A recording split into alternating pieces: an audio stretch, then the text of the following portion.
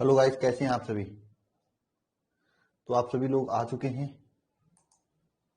जरा बताएं comment box में कमेंट करके। हाँ, हेलो, आवाज वगैरह सबसे सही से आ रही है? बताओ, आवाज वगैरह सब चीजें सही से आ रही हैं? हमारे साथ कौन कौन जुड़ चुका है मैं देखता हूं।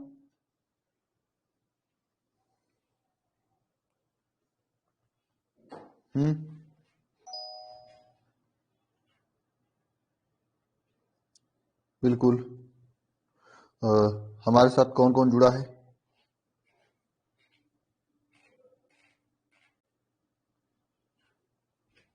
हेलो,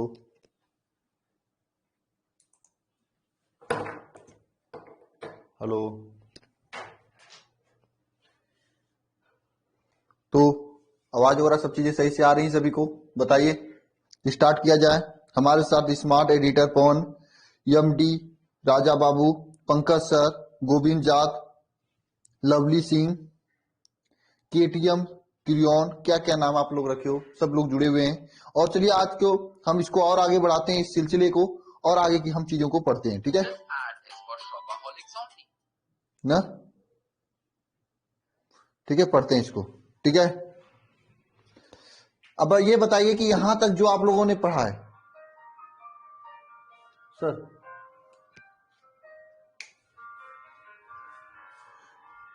बताइए कोई दिक्कत कोई परेशानी तो नहीं है आप लोगों को? मोबाइल देखिए कहां पे, आप उसे साइलेंट कीजिए सर। देखिए कहां पे,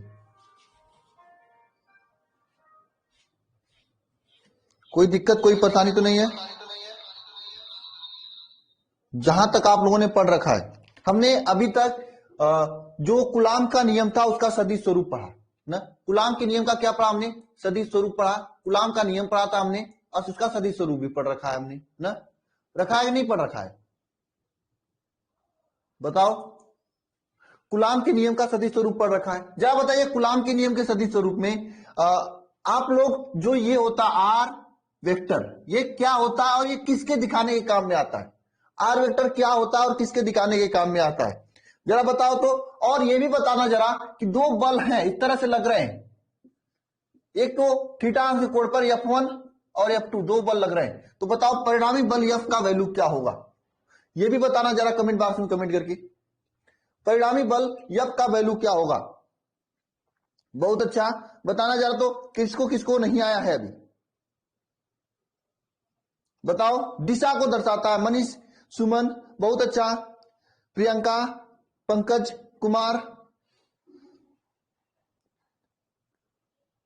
दिशा को दर्शाता है, दिशा को प्रदर्शित करता है, बहुत अच्छा। दिशा नहीं दिशा, सुमन कुमारी, क्या यार क्या लिखते हो आप लोग? गुलाम के नियम के अनुसार, बहुत अच्छा हृदय, आप लोग बहुत सही पढ़ रहे हो। और यहाँ पे ये दो बल हैं इस तरह से, इनके बीच लगने वाले बल को हम लोग किस तरह से दर्शाते हैं? नहीं, ये तो दो आवेशों के बीच लगने वाले बल के थे। एक बल देखिए, एक बल आपका इस साइड लग रहा है, एक बल इस साइड लग रहा है, तो परिणामी बल अंडर रूट क्या होता है? F1 square plus F2 square plus 2 F1 F2 cos theta, मैंने आपको बताया था कल, बोलो बताया था कि नहीं बताया था? बहुत अच्छा आपसे कुमार, आपने पढ़ रखा है, बहुत बढ़िया। आगे चलें, दिशा को दर्शाता है, आगे चलें, बताओ, आगे चलते हैं।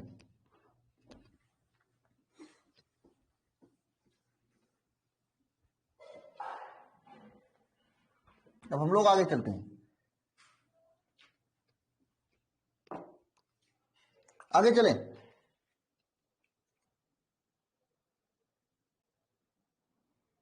बताओ, कोई डाउट हो तो है तो बताओ। ये कौन फोन कर रहा है? हेलो, क्लास में है, कुछ टाइम बाद कॉल करना, क्लास में है, कुछ टाइम बाद कॉल करना।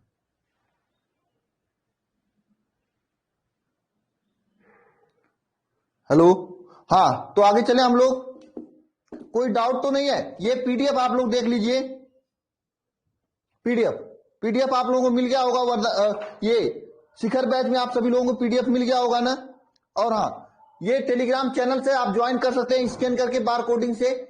और ये 2023 के लिए, और ये मेन टेलीग्राम चैनल है। यहाँ पे मैं लेटेस्ट कोई एग्जाम होता है उसका पेपर, और यहाँ पे काफी सारी पीडीएफ नोट्स वगैरह हम शेयर करते रहते हैं, वीडियो नोटिफिकेशन वगैरह शेयर करते रहते हैं। ठीक है, इसके आगे देखिए, ये पीडीएफ पूरा है आप लोगों को जो अभी तक कराया गया, ये पूरा क्वेश्चन प्रैक्टिस के लिए शिखर बैच में दिया गया था, आप लोग कर चुके होंगे, ये क्वेश्चन हो गया होगा।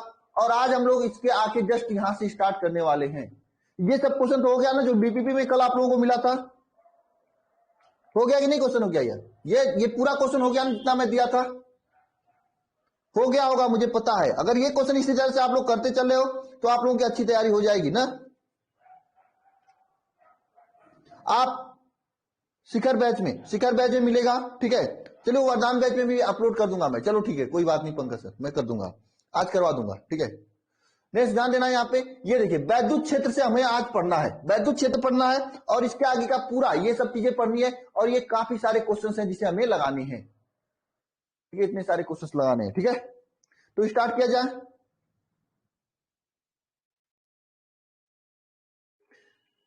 पता कैसे चलेगा? अगर आपका सही होगा तो आपको कॉन्फिडेंस आएगा, और क्या।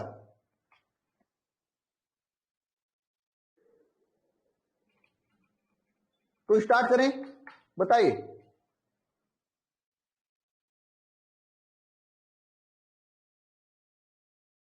स्टार्ट किया जाए, कोई दिक्कत तो नहीं है? सभी को सीख रहे हो, सभी लोग अच्छे से पढ़ रहे हो ना? बोलो रिया सिंह, कोई दिक्कत तो नहीं है? हाँ पारुल, मैं जानता हूं आप ही हो। मैं लास्ट में दूंगा, आप लोग सभी लोग बना के रखे रहना, बीपीपी डाउट क्लासेज, ये सभी चीजें लास्ट में होगा शिखर बैच में, समझे? लास्ट में होगा, या अभी नहीं होगा, पूरा चैप्टर कंप्लीट होने के बाद होगा, ठीक है। जो भी डाउट होगा वहीं पे क्लियर किया जाएगा, याद है नाम आपका, ठीक है। चलिए स्टार्ट करते हैं तो आज की क्लास। तो अब हम लोग क्या पढ़ेंगे? वैद्युत क्षेत्र के बारे में पढ़ेंगे। वैद्युत क्षेत्र, देखिए हमने इसमें दो पार्ट पढ़ा था, एक तो वैद्युत आवेश तथा वैद्युत क्षेत्र, दो चीजों के बारे में पढ़ना था हमें। तो अब हम लोग क्या पढ़ने वाले? वैद्युत क्षेत्र के बारे में पढ़ने वाले। तो आप सभी लोग हेडिंग करिएगा, वैद्युत क्षेत्र। क्या हेडिंग करना आपको? वैद्युत क्षेत्र।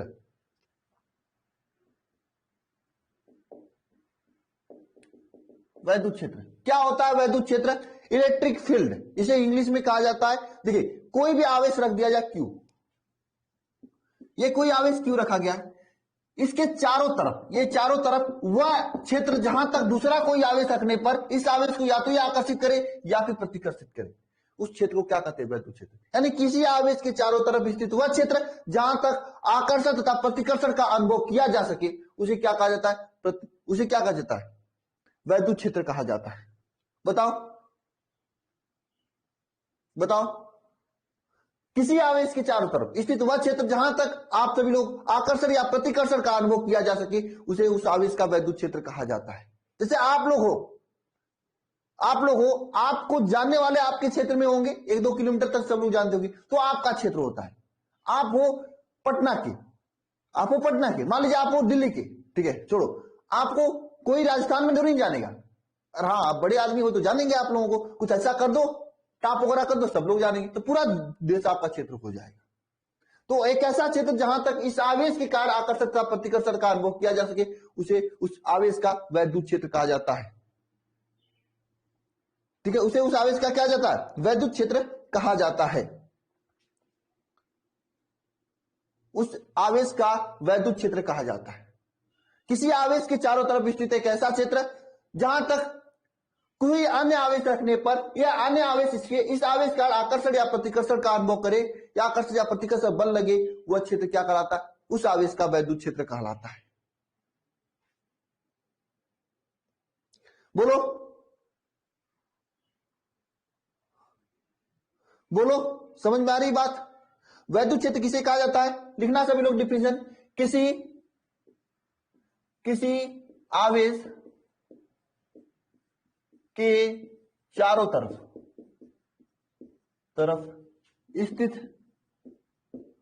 वह क्षेत्र, किसी आवेश के चारों तरफ स्थित वह क्षेत्र जहां तक तक उस आवेश का प्रभाव, जहां तक उस आवेश का प्रभाव लिखो, या जहां तक उस आवेश का प्रभाव, या जहां तक कोई अन्य आवेश, जहां तक वह क्षेत्र जहां तक कोई अन्य आवेश रखने पर आकर्षण तथा प्रतिकर्षण का अनुभव होता है उसे क्या कहते हैं? उसे उस क्षेत्र को उस आवेश का क्या कहते हैं? वैद्युत क्षेत्र कहते हैं।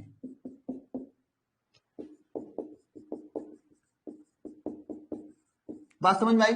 किसी आवेश के चारों तरफ स्थित हुआ क्षेत्र, आप सभी लोग डिफिनेशन लिखेंगे कमेंट बॉक्स में। किसी आवेश के चारों तरफ स्थित वह क्षेत्र जहां तक उस आवेश के कारण कोई अन्य आवेश रखें तो उस आवेश पर आकर्षण तथा प्रतिकर्षण का अनुभव होता है, उस आवेश का वैद्युत क्षेत्र कहलाता है। क्या समझे सभी लोग? कुछ समझे कि नहीं समझे? उस आवेश का क्या कहलाता है? वैद्युत क्षेत्र कहलाता है।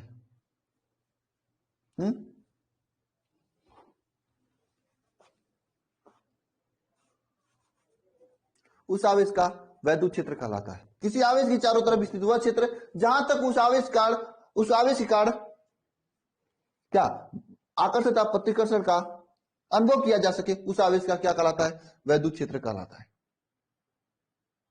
बोलो, हो गया सभी का?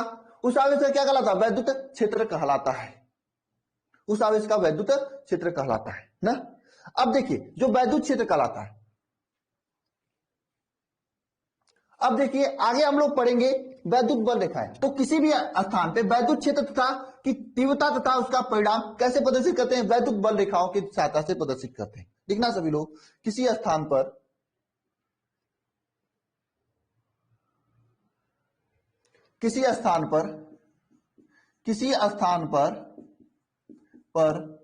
वैद्युत क्षेत्र की तीव्रता तथा किसी स्थान पर वैद्युत क्षेत्र की तीव्रता, वैद्युत क्षेत्र की जो इंटेंसिटी होती है, तीव्रता, दिशा तथा परिणाम वैद्युत बल रेखाओं से प्रदर्शित किया जाता है।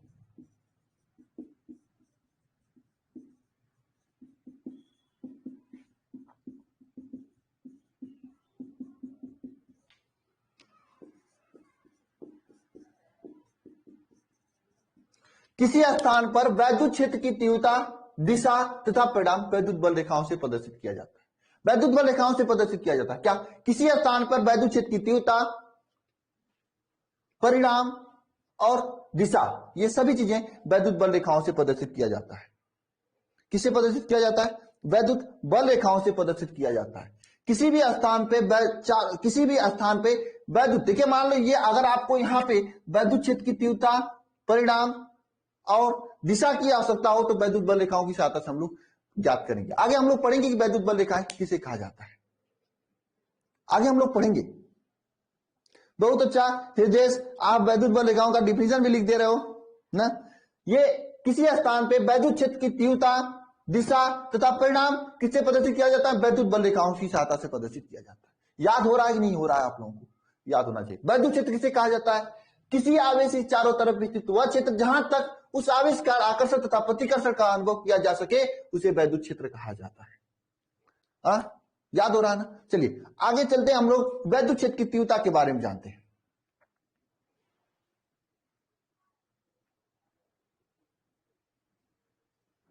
वैद्युत क्षेत्र की तीव्रता, हेडिंग करना, वैद्युत क्षेत्र की तीव्रता।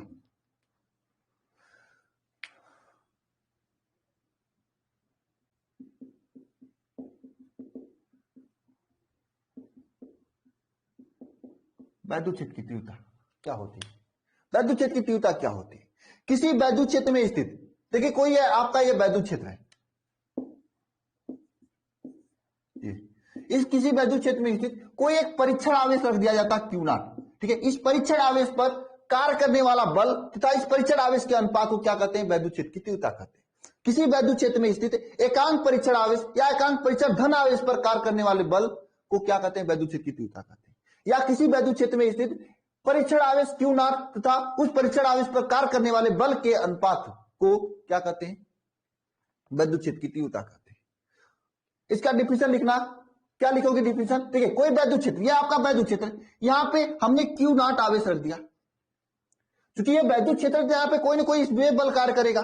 मान लेते इसमें बल यप कार्य करता है, अरे ये वैद्युत क्षेत्र इसमें क्यू नॉट आवेश हमने रखा तो यहाँ पे कोई ना कोई बल इस पे कार्य करेगा ना, मान लेते बल यप कार्य करता है, तो ये बल यप तथा इस आवेश क्यू नॉट के अनुपात को क्या कहा जाता है, वैद्युत क्षेत्र ई कहा जाता है। बल यप तथा आवेश क्यू नॉट के अनुपात को क्या कहा जाता है, वैद्युत क्षेत्र ई कहा जाता है। बोलो, बल यप तथा ये परीक्षण आवेश क्यू नॉट के अनुपात को क्या कहा जाता है, वैद्युत क्षेत्र ई कहा जाता है। बताओ, ये डिफिनेशन समझ में आया आप लोगों को क्या, वैद्युत जो बल यप है तथा वैद्युत आवेश क्यू के अनुपात को क्या कहा जाता है, वैद्युत क्षेत्र कहा जाता है ना? तो इसे अगर हमें लिखना हो तो क्या लिखोगे, देखा, वैद्युत क्षेत्र में स्थित किसी एकांक परीक्षण आवेश या किसी वैद्युत क्षेत्र में स्थित किसी परीक्षण आवेश क्यू नॉट तथा उस परीक्षण आवेश पर कार्य करने वाले बल यप के अनुपात को वैद्युत क्षेत्र कहा जाता है ना? बताओ, लिखना इसका डिफिनेशन सभी लोग। वैद्युत क्षेत्र में स्थित वैद्युत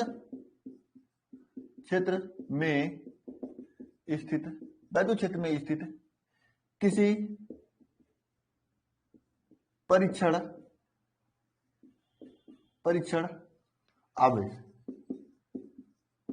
क्यू नॉट पर कार्य करने वाले बल यफ के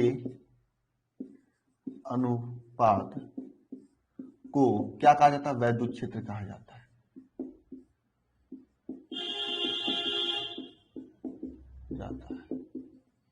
एक तो यह डिफिनेशन हो गया कि वैद्युत क्षेत्र में स्थित किसी परीक्षण आवेश क्यू नॉट पर कार्य करने वाले बल यफ तथा क्यू नॉट के अनुपात, बल यफ तथा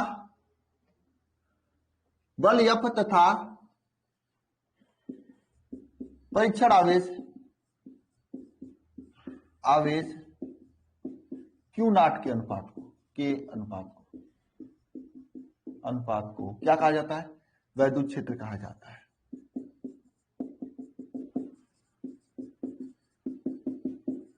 बात समझना सभी लोग, किसी वैद्युत क्षेत्र में स्थित किसी परीक्षण आवेश क्यू नॉट पर कार्य करने वाले बल यफ तथा परीक्षण आवेश क्यू नॉट के अनुपात को क्या कहा जाता है, वैद्युत क्षेत्र कहा जाता है। ये तो आपका एक डिफिनेशन हुआ, ये डिफिनेशन हुआ, लेकिन इसके अलावा एक और डिफिनेशन होता है, उसको कैसे लिखते हैं इसको हम आपको सिखाते हैं। एग्जाम में ये भी लिख कर आओगे गलत नहीं होगा, तो हमने की हमें क्या कहा जाता, हमने क्या जाना, किसी वैद्युत क्षेत्र में स्थित किसी परीक्षण आवेश क्यू नॉट पर कार्य करने वाला बल यफ तथा परीक्षण आवेश क्यू नॉट के अनुपात को क्या कहा जाता है, वैद्युत क्षेत्र कहा जाता है। वैद्युत क्षेत्र को ध्यान देना सब लोग, वैद्युत क्षेत्र को ई से प्रदर्शित करते हैं। वैद्युत क्षेत्र को किससे प्रदर्शित करते हैं, इसे प्रदर्शित करते हैं। वैद्युत क्षेत्र इज इक्वल टू क्या होता है, यफ अपान क्यू होता है, वैद्युत क्षेत्र is equal to f upon q होता है। वैद्युत क्षेत्र इज इक्वल टू क्या होता है, एफ अपान क्यू होता है। क्यू नॉट मैंने बताया ना, यही तो है आपका वैद्युत बल। इस परीक्षण आवेश, मान लीजिए कोई परीक्षण आवेश क्यू नॉट है तो इस पर कार्य करने वाला बल यफ है, तो ये देखिए बल यफ तथा परीक्षण आवेश क्यू नॉट का अनुपात तो है, और क्या है, बल यफ और परीक्षण आवेश क्यू नॉट का अनुपात तो है, और क्या है, ये है ना, यही है ना, और क्या है बताओ, ये तो है, और कुछ है क्या, बल यफ और परीक्षण आवेश क्यू नॉट का ही तो अनुपात है, और क्या है, यही तो है ना, बल यफ तथा परीक्षण आवेश क्यू नॉट का ही अनुपात है, और कुछ नहीं है। ठीक है, ये विद्युत जो क्षेत्र होता है ये एक सदिश राशि होती है। कैसा राशि होती है, सदिश राशि होती है। इसका दिशा होता है, सदिश राशि होती है, इसकी दिशा होता है। यह वैद्युत क्षेत्र जो होता है एक सदिश राशि होती है, इसका दिशा होता है। वैद्युत क्षेत्र का मात्रक क्या होता है, मात्रक समझ लेते हैं। मात्रक, मात्रक समझ लेते हैं। मात्रक क्या होगा यहां पे, ध्यान देना। देखिए बल का मात्रक क्या होता है, न्यूटन, न्यूटन। और क्यू का मात्रक, आवेश का मात्रक क्या होता है, कूलाम, न्यूटन प्रति कूलाम एक मात्रक होता है। एक तो यह मात्रक हो गया। दूसरा मात्रक होता है क्या, दूसरा मात्रक एक और होता है, आगे आप लोग पढ़ोगे, वोल्ट प्रति मीटर। एक मात्रक और होता है वोल्ट प्रति मीटर। अगला वाला चैप्टर पढ़ोगे तो उसमें पढ़ोगे आप लोग, ये अभी पढ़ लो, याद कर लो, ठीक है। ये वैद्युत क्षेत्र का मात्रक होता है। इसका एक और डिफिनेशन मैं बताऊंगा, लेकिन अभी उसके बारे में हम लोग लिख रहे हैं।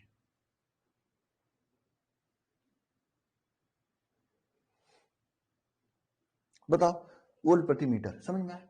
और एक बात आगे सुना, और एक बात सुना, इसका एक बात और सुना आप सभी। जो वैद्युत क्षेत्र होता है यह कैसी राशि होती है, सदिश राशि होती है। इसका मात्रक क्या होता है, न्यूटन प्रति कूलाम होता है या वोल्ट प्रति मीटर होता है। इसकी विमा की बात कर लेते हैं, वैद्युत क्षेत्र की विमा, विमा क्या होती है बताना जरा कमेंट बॉक्स में। ठीक है, वैद्युत क्षेत्र में ई की विमा क्या होगी, ई की विमा जो होती, विमा, विमा जो होगी यप की विमा अपान क्यू नॉट की विमा के बराबर होगा।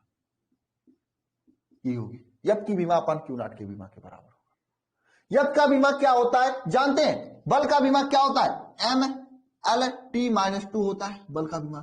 और क्यू नॉट का विमा क्या होता है, क्यू नॉट का विमा क्या होता है, क्यू नॉट का विमा क्या होता है बताना, एटी होता है। नहीं याद है तो याद कर लो, एटी होता है। इसको सॉल्व करोगे, यहां पे मैं लिख रहा हूं, ध्यान देना क्या होगा, एम हो जाएगा, यल हो जाएगा, टी एक ऊपर जाएगा, टी पावर माइनस 3 हो जाएगा, ए इनवर्स हो जाएगा। ये आपका इसका विमा हो गया।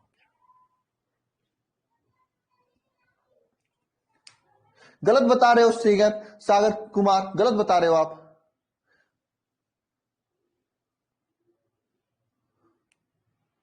बताओ गलत बता रहे हो आप। आनंद यादव आप भी गलत बता रहे हो। ये बीमा होगा यम यल टी माइनस 3 ए माइनस 1। बताओ, ये बीमा प्रियंका कुमारी आपका सही है, ये बीमा होगा।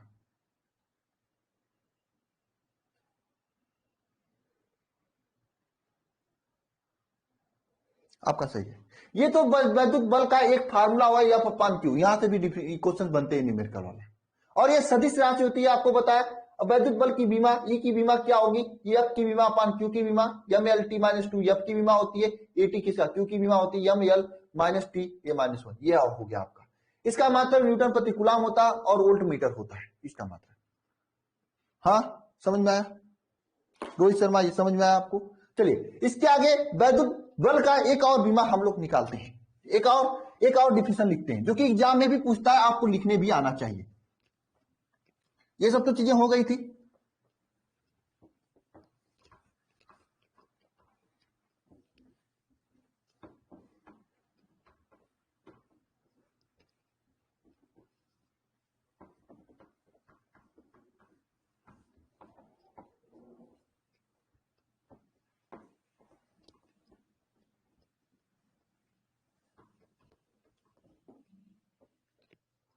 ये सब चीजें हो गई थी, बताओ। तो ध्यान देना सभी लोग, ये वैद्युत जो यहां पे हम लोग पढ़ेंगे क्या, वैद्युत क्षेत्र का एक और डिफिनेशन। अभी आपने जाना कि वैद्युत क्षेत्र इज इक्वल टू क्या होता है, एफ अपान क्यू नॉट होता है। जाना कि नहीं जाना बताओ। हमने यह जाना कि वैद्युत क्षेत्र में स्थित किसी परीक्षण आवेश क्यू नॉट पर कार्य करने वाला बल एफ हो तो परीक्षण आवेश क्यू नॉट तथा के अनुपात बल एफ, कार्य करने वाले बल एफ तथा परीक्षण आवेश क्यू नॉट को अनुपात को क्या कहते हैं, वैद्युत क्षेत्र कहते हैं। और हम ये मान लें कि जो परीक्षण आवेश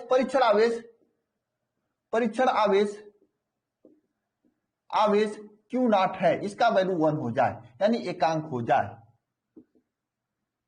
जाए, तो इसका एक नया डिफिनेशन बन जाएगा, वैद्युत क्षेत्र में स्थित किसी एकांक परीक्षण आवेश पर कार्य करने वाला बल। ध्यान देना, तो यह वैद्युत क्षेत्र ई जो हो जाएगा एफ अपान 1 हो जाएगा, यानी कुल मिला जुला के वैद्युत क्षेत्र इज इक्वल टू एफ के बराबर हो जाएगा कि नहीं हो जाएगा। तो इसका एक नया डिफिनेशन बन जाएगा, वैद्युत क्षेत्र में स्थित किसी एकांक परीक्षण आवेश पर कार्य करने वाला बल क्या कहलाता है, वैद्युत क्षेत्र कहलाता है। एकांक परीक्षण मतलब अगर क्यू का वैल्यू 1 हो जाए तब एफ का वैल्यू ई के बराबर हो जाएगा नहीं हो जाएगा, बताओ ये डिफिनेशन हो जाएगा कि नहीं हो जाएगा, ई बराबर एफ हो जाएगा। तो इसका एक नया डिफिनेशन हो जाएगा, क्या हो जाएगा डिफिनेशन, कि वैद्युत क्षेत्र में स्थित किसी एकांक परीक्षण आवेश, एकांक परीक्षण आवेश पर कार्य करने वाला बल F तथा परीक्षण आवेश Q0, एकांक परीक्षण आवेश पर कार्य करने वाले बल, हिंदी इंग्लिश में थोड़ा मुझे प्रॉब्लम होती है, इसलिए डिफिनेशन लिखने में दिक्कत होता है। देखो, वैद्युत क्षेत्र में स्थित किसी एकांक परीक्षण आवेश पर कार्य करने वाला बल क्या कहलाता है? वैद्युत क्षेत्र में स्थित किसी एकांक परीक्षण आवेश पर कार्य करने वाला बल उस स्थान पर वैद्युत क्षेत्र कहलाता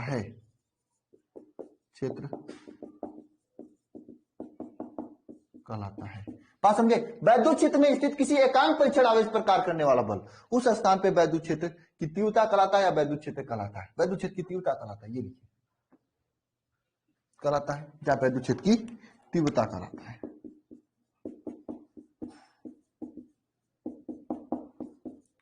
बोलो, ये डिफिनेशन समझ में आई?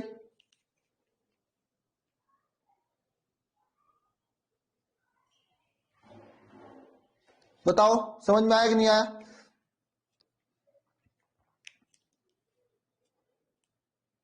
बताओ, छोटू कुमार, ममता कुमारी, रोहित शर्मा, प्रियंका कुमारी, बताओ सभी लोग, समझ में आया कि नहीं आया? हाँ सर, यस सर, आया? हाँ है, BS है छोटू कुमार, आप ही के लिए है। बताओ, ये क्या है? वैद्युत क्षेत्र की तीव्रता समझ में आई सभी को? बताओ, फिर से मैं बता देता हूं एक बार, वैद्युत क्षेत्र किसे कहा जाता है? वैद्युत क्षेत्र में स्थित किसी एकांक परीक्षण आवेश Q0 पे कार्य करने वाला बल F और परीक्षण आवेश Q0 के अनुपात को वैद्युत क्षेत्र की तीव्रता कहा जाता है। इसे प्रदर्शित किया जाता है। यह एक सदिश राशि है। क्या सी राशि है? एक सदिश राशि है। यह एक सदिश राशि है। इसका मात्रक क्या होता है? न्यूटन प्रति कूलम होता है या फिर वोल्ट मीटर होता है। वैद्युत क्षेत्र की विमा निकालने के लिए हमने क्या बताया? वैद्युत क्षेत्र की विमा E की विमा इज इक्वल टू F की विमा अपॉन Q की विमा। F की विमा MLT -2 होता है, Q का विमा AT होता है। निकालोगे MLT-3A-1 हो जाएगा। परीक्षण आवेश Q0 को अगर हम 1 मान ले तो यहां पर ये देख रहे हैं कि एकांक परीक्षण आवेश पर कार्य करने वाला बल वैद्युत क्षेत्र के बराबर हो जा रहा है। तो इसका एक और डिफिनेशन होता है कि वैद्युत क्षेत्र में स्थित किसी एकांक परीक्षण आवेश पर कार्य करने वाला बल उस स्थान पर वैद्युत क्षेत्र की तीव्रता कहलाती है। बोलो, अभी बता रहे हैं परीक्षण आवेश क्या होता है, परीक्षण आवेश क्या होता है, टेस्टिंग चार्ज क्या होता है, बता रहे हैं अभी। विशाल यादव,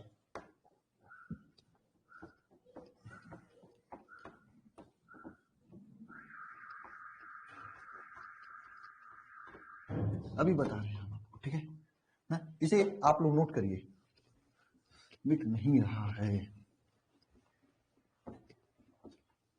लिखना, हेडिंग करना, परीक्षण आवेश क्या होता है बता ही देता हूं आपको।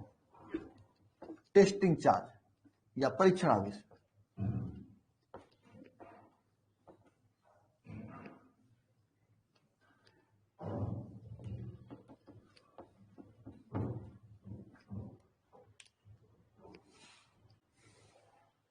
हेडिंग करना, परीक्षण आवेश।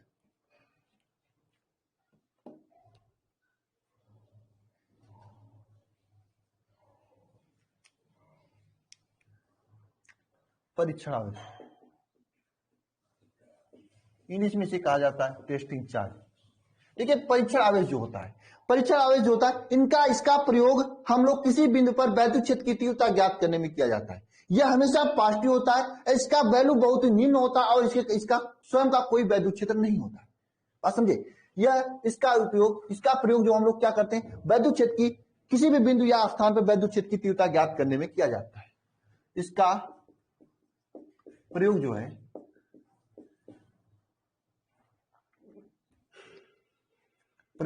इसका प्रयोग किसी स्थान पर वैद्युत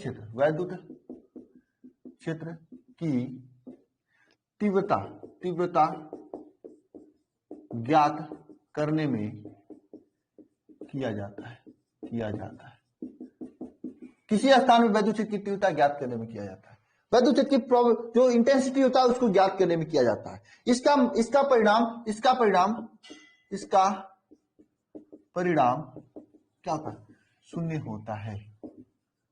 इसका परिणाम शून्य होता है। इसका परिणाम क्या होता है? शून्य होता है, जीरो होता है। इसका परिणाम शून्य होता है और इतना शून्य होता है, एकदम सूक्ष्म होता है। शून्य मत लिखो, सूक्ष्म लिखो। सूक्ष्म होता है, सूक्ष्म होता है, सूक्ष्म होता है। सूक्ष्म का मतलब एकदम कम होता है, पॉइंट में होता है इसका परिणाम। और इसका स्वयं का कोई वैद्युत क्षेत्र नहीं होता है। इसका स्वयं का वैद्युत क्षेत्र नहीं होता है, क्षेत्र नहीं होता है।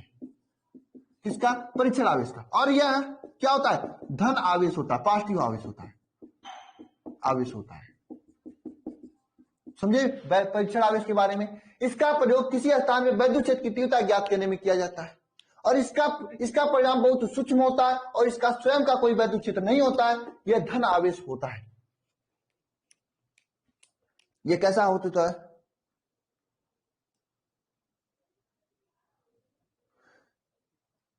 बताओ। यह धन आवेश होता है, यह धन आवेश होता है। चलेगी विशांत, चलेगी, जल्दी चलेगी, ठीक है। यह धन आवेश होता है, ठीक है।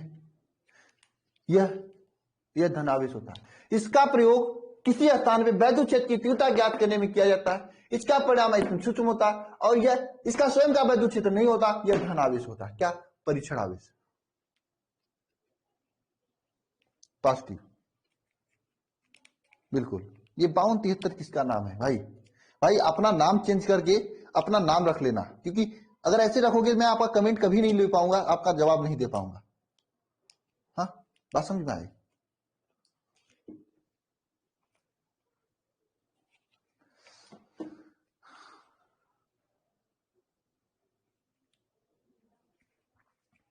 बताइए। अब लिखिएगा वैद्युत बल रेखाएं, वैद्युत बल रेखाएं, वैद्युत बल रेखाएं लिखिएगा सभी लोग। वैद्युत बल रेखाएं,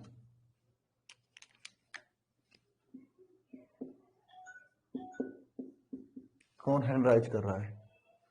बल रेखाएं, वैद्युत बल रेखाएं, वैद्युत बल रेखाएं। बताओ, जल्दी स्टार्ट होगी कुमार भगत। वैद्युत बल रेखाएं किसे कहा जाता है? देखिए, अगर हम यहां पे एक परीक्षण आवेश Q नॉट को रख दें, परीक्षण आवेश को Q नॉट से प्रदर्शित किया जाता है। इसे Q नॉट से प्रदर्शित किया जाता है, ये भी लिख दो, से प्रदर्शित करते हैं, ठीक है। अगर हमने इस परीक्षण आवेश Q नॉट को रख दे तो इसे हम वैद्युत क्षेत्र में रख दिए। इसे हम कहां रखें? वैद्युत क्षेत्र में रखें। ये आपका वैद्युत क्षेत्र है। तो ये Q नॉट जैसे जैसे जा रहा है, ऐसे यहां पे चला गया Q नॉट। जैसे जैसे Q नॉट जा रहा है वैसे वैसे अगर हम कोई एक रेखाएं खींची तो जो रेखाएं प्राप्त होती है वैद्युत बल रेखाएं कहते हैं। अगर इसका डिफिनेशन लिखना हो तो एक समान वैद्युत क्षेत्र में स्वतंत्रता पूर्वक छोड़ा गया कोई धन परीक्षण आवेश की पथ का अनुसरण करते हुए अगर जो रेखाएं खींचते हैं उसे वैद्युत बल रेखाएं कहते हैं। समझे? और एक और रेखा होती है वैद्युत बल रेखा, एक काल्पनिक रेखा है जो काल्पनिक एवं निष्कोण रेखा है जो किसी स्थान पर वैद्युत क्षेत्र का निरंतर या अविरल प्रदर्शन करती रहती है। एक और ये डिफिनेशन होता है, लेकिन मेन डिफिनेशन आपका यही है जहां से ये वैद्युत बल रेखाओं का कंसेप्ट आता है कि हमने परीक्षण आवेश को रखा वैद्युत क्षेत्र में, ये जैसे जैसे गति कर रहा है वैसे वैसे हम एक रेखाएं खींची तो अब क्या कहलाएगा? वैद्युत बल रेखाएं कहलाएगा।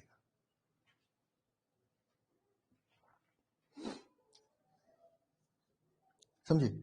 काल्पनिक मतलब इमेजिनरी, जिससे आप लोग कल्पना करते हो। काश मैं 10 घंटा पढ़ता, लेकिन पढ़ नहीं पाते हो तो कल्पना से मतलब बस कल्पना करना, काश मैं IAS होता, लेकिन कर हो नहीं पाते। क्यों? क्योंकि आपने पढ़ता नहीं, आप पढ़ते नहीं। तो काल्पनिक का मतलब इमेजिनरी होता है, एक काल्पनिक होता है, ठीक है। तो आप इसका डेफिनेशन क्या लिखोगे? वैद्युत क्षेत्र में स्वतंत्रता पूर्वक छोड़ा गया कोई धन परीक्षण आवेश के पथ का अनुसरण करते हुए एक बल रेखा, एक रेखाएं खींची जाती है, उसे क्या कहते हैं? वैद्युत बल रेखाएं कहते हैं। या फिर यह भी लिख सकते हो वैद्युत क्षेत्र में कोई स्वतंत्रता पूर्वक छोड़ा गया कोई धन परीक्षण आवेश के पथ का अनुसरण ही वैद्युत बल रेखाएं कहलाता है। लिखना सभी लोग डिफिनेशन। वैद्युत क्षेत्र में, वैद्युत क्षेत्र में छोड़ा गया कोई धन परीक्षण आवेश का पथ का अनुसरण ही वैद्युत बल रेखाएं कहलाती है। यानी कोई वैद्युत क्षेत्र में अगर कोई धन स्वतंत्रता पूर्वक छोड़ा गया धनावेश, ओहो एक शब्द गड़बड़ हो गया, मैं पूरा रब करके फिर से लिखता हूं। वैद्युत क्षेत्र में कोई स्वतंत्रता पूर्वक अगर हम कोई धन परीक्षण आवेश को रख दें तो उसके पथ का अनुसरण करते हैं, तो जो रेखाएं प्राप्त होती है वैद्युत बल रेखाएं कहते हैं। स्वतंत्र पूर्वक मैंने कहा यहाँ पे छोड़ा और ये जैसे जैसे जाएगा उसके पथ पर हम रेखाएं खींच देते हैं, तो वो वैद्युत बल रेखाएं कहलाएगी। बात समझ में आ रही है? ओझा जी, बात समझ में आ रही है? या क्या लिखोगे डिफिनेशन? वैद्युत क्षेत्र में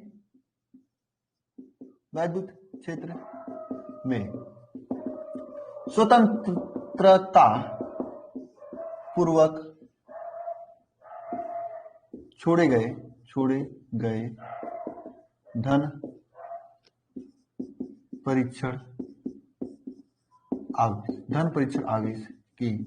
परीक्षण आवेश की सो वैद्युत क्षेत्र में स्वतंत्रता पूर्वक छोड़े गए धन परीक्षण आवेश की पथ का अनुसरण करते हुए वे जो रेखाएं प्राप्त होती है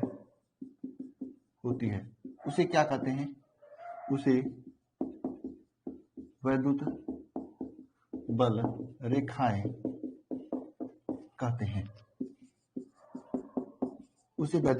कहते हैं। वैद्युत क्षेत्र में स्वतंत्रता पूर्वक छोड़े गए किसी धन परीक्षण आवेश को अनुसरण करते हैं, तो जो रेखाएं प्राप्त होती है वैसे वैद्युत बल रेखाएं कहते हैं।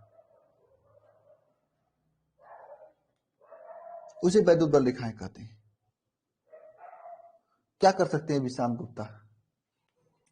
क्या ही कर सकते हैं हम, बताओ? उनका अपना भी काम है ना, बताओ। चलो अब ध्यान देना सभी लोग, ये वैद्युत बल रेखाओं को एक और डिफिनेशन इसका आता है। एक और डिफिनेशन कभी कभी एग्जाम में आता है। आप ये भी डिफिनेशन वैद्युत बल रेखाएं डिफिनेशन एग्जाम में पूछता है, सीधे पूछा वैद्युत बल रेखाएं किसे कहते हैं। ये टेस्टिंग आवेश नहीं पूछता है। विशाल यादव ने पूछा, मैंने बता दिया, टेस्टिंग आवेश नहीं पूछता है, लेकिन ये वैद्युत बल रेखाएं एग्जाम में जरूर पूछता है, किसे कहते हैं वैद्युत बल रेखाएं। ठीक है, तो ध्यान देना, ये इसका एक और डिफिनेशन होता है, वह भी लिख लेना सभी लोग, या करके लिखना। वैद्युत बल रेखाएं वह काल्पनिक निष्कोण वक्र है जो किसी भी बिंदु पर, किसी भी स्थान पर वैद्युत क्षेत्र का अविरल प्रदर्शन करता रहता है।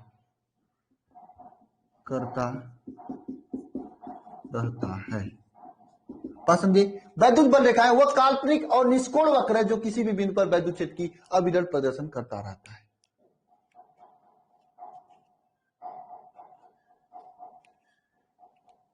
नहीं, कंफ्यूजन नहीं होना चाहिए, आप एक ही पढ़ो, मैं दोनों बता दिया हूं। ठीक है, जैसे आप एक और पॉइंट लिखना, किसी भी बिंदु पर, देखिए वैद्युत बल रेखा है, उसे किसी भी बिंदु पर अगर हम स्पष्ट रेखा खींचें तो वैद्युत क्षेत्र की दिशा को व्यक्त करता है। वैद्युत बल रेखाओं में, जिसे आपको आपके सामने मैं अभी एग्जाम्पल बताता हूं, ध्यान देना सभी लोग।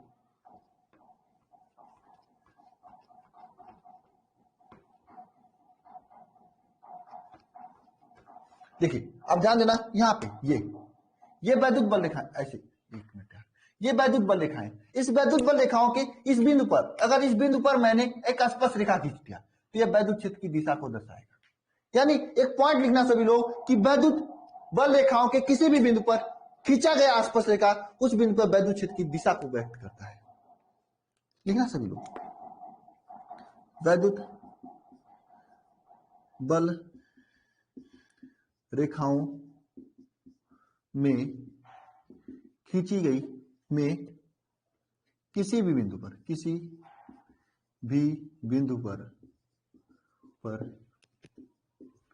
खींचा गया स्पर्श रेखा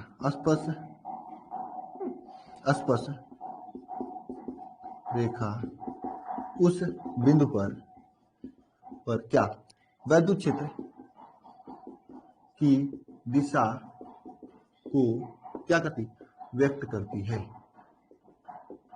उस बिंदु पर वैद्युत क्षेत्र की दिशा को व्यक्त करती है। बात समझ आई? व्यक्त करती है, बस बात समझ में आई नहीं। वैद्युत बल रेखाओं पर किसी भी बिंदु पर खींचा गया स्पर्श रेखा उस बिंदु पर वैद्युत क्षेत्र की दिशा को व्यक्त करती है। अविरल का मतलब निरंतर, जैसे गंगा अविरल है, मतलब निरंतर, गंगा जी हमेशा बहती रहती है, तो अविरल हमेशा यह प्रदर्शित करता रहता है। और उसके किसी भी बिंदु पर अगर हम स्पर्श रेखा खींच दें तो उस बिंदु पर वैद्युत क्षेत्र की दिशा को व्यक्त करता है। समझे? अनुराग, श्रेया, हमेशा किसी भी बिंदु पर खींची गई स्पर्श रेखा उस बिंदु पर क्या वैद्युत क्षेत्र की दिशा को व्यक्त करता है। होगा जल्दी।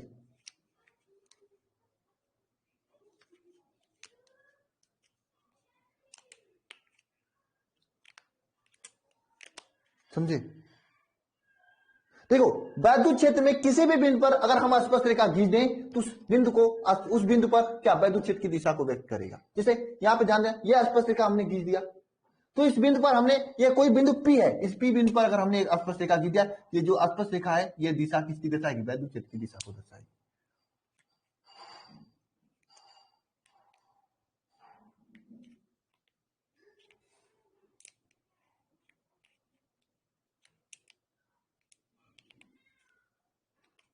क्या समझे सभी लोग? चले आगे।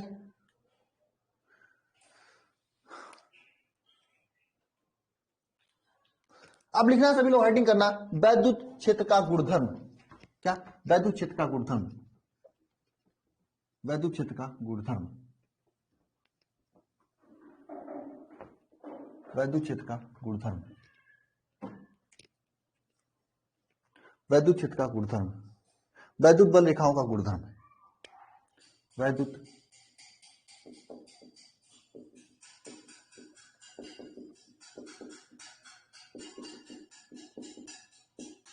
गुणधर्म, वैद्युत बल रेखाओं का क्या गुणधर्म। तो ये गुणधर्म प्रलाप क्या होता है?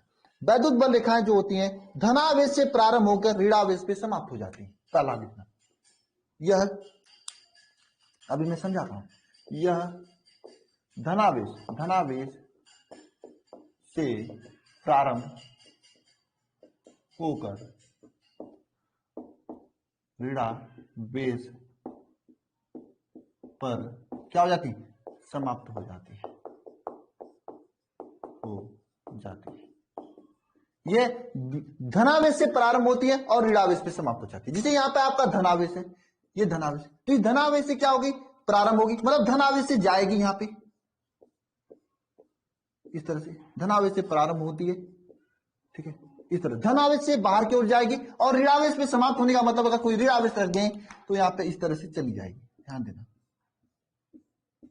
इस तरह से यहाँ पे क्या होगी, इस तरह से ऋणावेश के अंदर घुस जाएगी। ठीक है, धनावेश से प्रारंभ होती है और ऋणावेश पे चली जाती है। बात का मतलब ना, धनावेश से दूर जाती है, ऋणावेश के पास आती है। अगर हम दो आवेश रख दें यहाँ पे, प्लस आवेश माइनस आवेश, दो आवेश हमने रख दिया, तो यहां पर क्या होगी, वैद्युत बल रेखाएं इस धनावेश से, ऐसे धनावेश से प्रारंभ होंगी, इस तरह से ऋणावेश में चली जाएंगी, इस तरह से।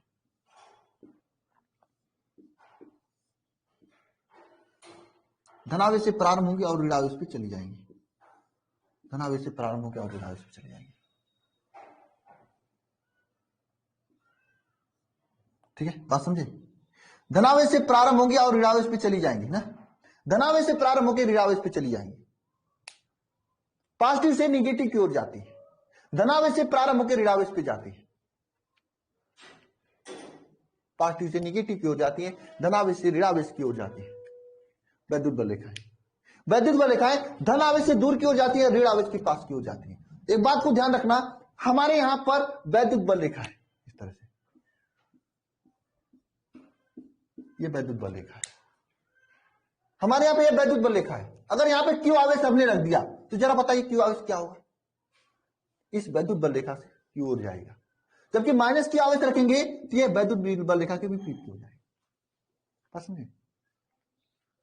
पॉजिटिव से निगेटिव की ओर होती है, धनावेश से प्रारंभ होकर ऋणावेश की ओर जाती है। ये बात समझ में आई सभी को? धनावेश से प्रारंभ होकर ऋणावेश की ओर जाती है। बिल्कुल जल्दी करवाएंगे कुमार भगत, नहीं समझ में आई आपको? देखिए, धन आवेश से स्टार्ट होती है, ऋणावेश की ओर जाती है। धन आवेश से स्टार्ट होती है, ऋणावेश की ओर जाती है। ये पॉजिटिव आवेश है, इसे दूर की ओर जाती है हमेशा। निगेटिव आवेश की ओर आती है।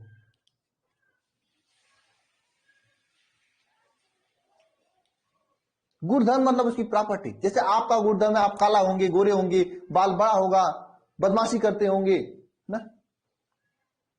धन टर्मिनल से ऋण टर्मिनल की ओर जाती है, पॉजिटिव से निगेटिव की ओर जाती है। नेक्स्ट प्रॉपर्टी लिखना सभी लोग, बहुत ही इंपॉर्टेंट प्रॉपर्टी है, एग्जाम में पूछता है बार बार में कि दो वैद्युत बल रेखाएं कभी एक दूसरे को काटती क्यों नहीं है।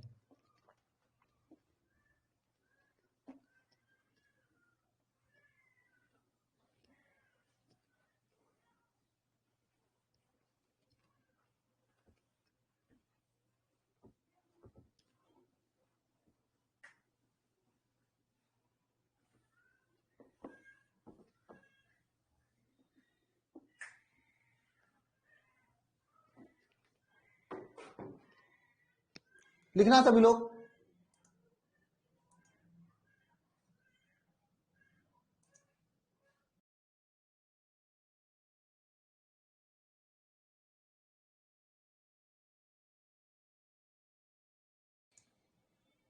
शाम तक देखना।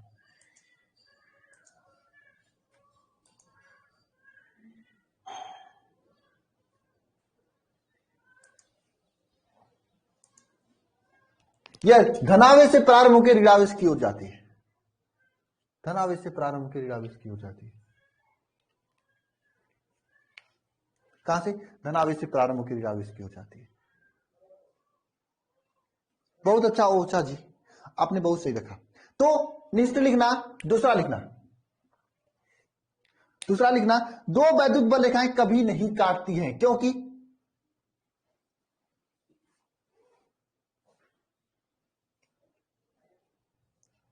दो वैद्युत बल रेखाएं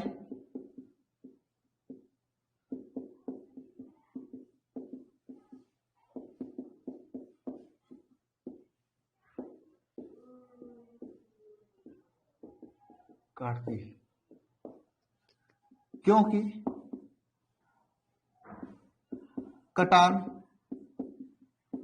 बिंदु पर दो वैद्युत क्षेत्र, अभी मैं समझाता हूं, क्षेत्र उत्पन्न हो जाएगा, उत्पन्न हो जाएगा जो कि संभव नहीं है, नहीं है। बात समझे? ध्यान देना, यहां पे अगर दो वैद्युत बल रेखाएं एक दूसरे से ऐसे काट दें तो यहां पे क्या, यहां पे इस साइड भी स्पर्श रेखा खींची जा सकती है, इस साइड भी स्पर्श रेखा खींची जा सकती है, और एक ही बिंदु पी पे दो वैद्युत क्षेत्र ही हो जाएगा, जो कि संभव नहीं होता है। वैद्युत क्षेत्र तो एक ही होगा, चाहे इस साइड होगी चाहे इस साइड होगी। अगर दो वैद्युत बल रेखाएं एक दूसरे से काटती हैं तो कटान बिंदु पर दो स्पर्श रेखा हम लोग खींची जा सकते हैं।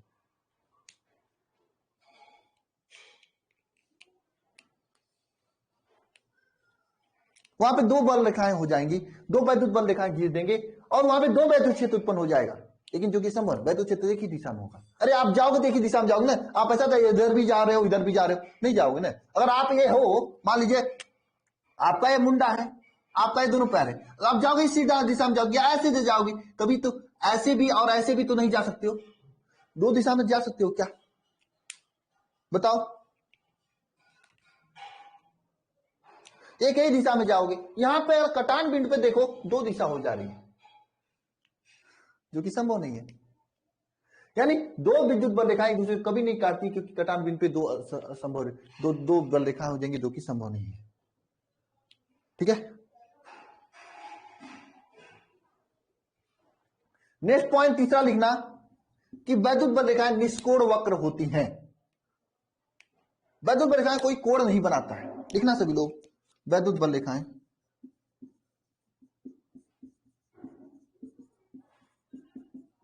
निष्कोण वक्र होती है। वैद्युत बल रेखाएं कैसी होती है? निष्कोण वक्र होती हैं, बिना कोण के वक्र होती हैं, निष्कोण वक्र होती हैं। वैद्युत बल रेखाएं क्या होती हैं? निष्कोण वक्र होती हैं, बिना कोण के वक्र होती हैं।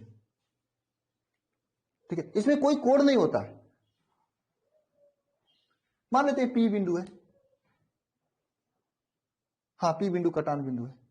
विद्युत बल रेखाएं, देखिए अगर आपको एग्जाम में कभी ऐसे कोई विद्युत बल रेखाएं करके दे और कोई ऐसे करके विद्युत बल रेखाएं दे, तो कौन सही होगा? ये वाला आपका सही होगा, ये वाला आपका गलत होगा, क्योंकि वैद्युत बल रेखाएं कोई कोण नहीं बनाती, निष्कोण वक्र होती है। बात समझ में आई? ये भी आप लिख लिए कि वैद्युत बल रेखाएं धन आवेश से प्रारंभ होकर ऋण आवेश की ओर जाती हैं, धन आवेश से दूर की ओर और ऋण आवेश के पास की ओर जाती हैं। ये आपने लिख लिया। बताओ, लिख लिया आपने?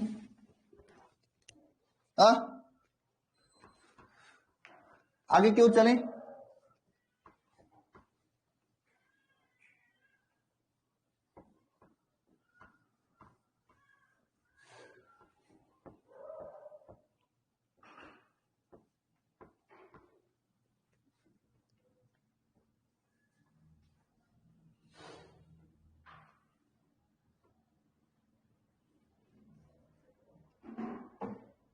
आगे की ओर चलें।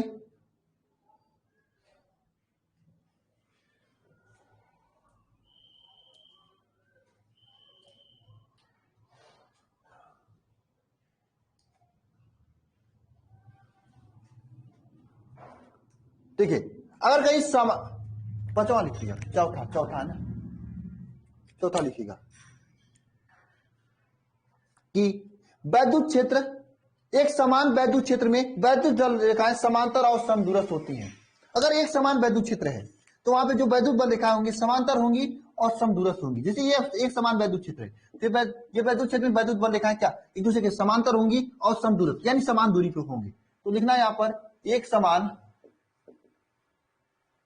वैद्युत क्षेत्र में बल रेखाएं समांतर तथा समदूरस्थ होती हैं। एक समान वैद्युत क्षेत्र में वैद्युत बल रेखाएं समांतर तथा समदूरस्थ होती हैं। इसको एक बार और समझा दें। 3 वाला का मतलब वैद्युत बल रेखाएं निष्कोण होती है, बिन कोई भी कोण नहीं बनाती हैं। समझे पंकज कुमार? 3 वाला का मतलब वैद्युत बल रेखाएं निष्कोण होती हैं, कोई भी कोण नहीं बनाती है। यहां पे एक समान वैद्युत क्षेत्र में बल रेखाएं समांतर तथा समदूरस्थ होती हैं। ठीक है, समझे? नहीं समझे?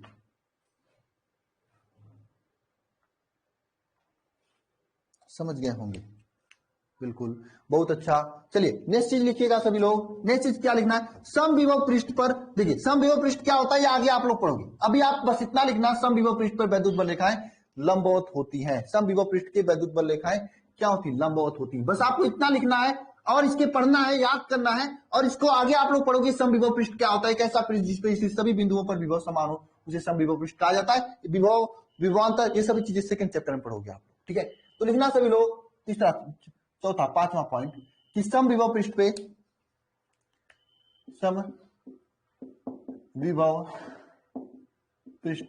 पर बल रेखाएं क्या होती? पृष्ठ के लंबवत होती है,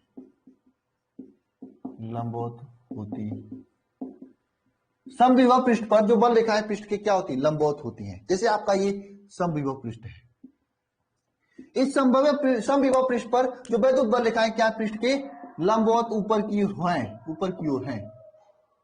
समझे क्या? समझे? कोई समविभव पृष्ठ है वहां पे वैद्युत बल रेखाएं पृष्ठ के लंबवत ऊपर की ओर होती है। ठीक है, समझ में आ गया सभी को? बताओ, समझ में आ गया? चलो नेक्स्ट स्टार्टिंग करना।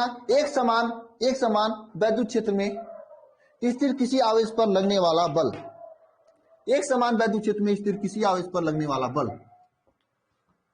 और कोई एक समान वैद्युत क्षेत्र में कोई आवेश क्यों रख दिया जाए उस पर क्या बल लगता है।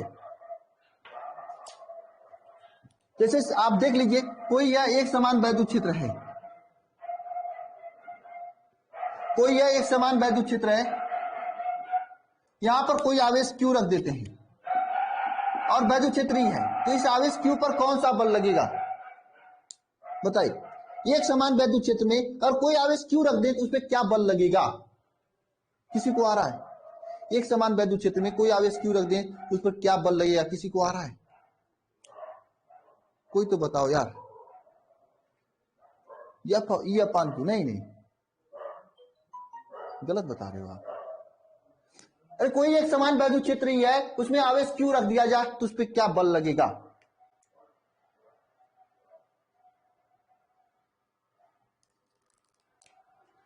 देखना, एक समान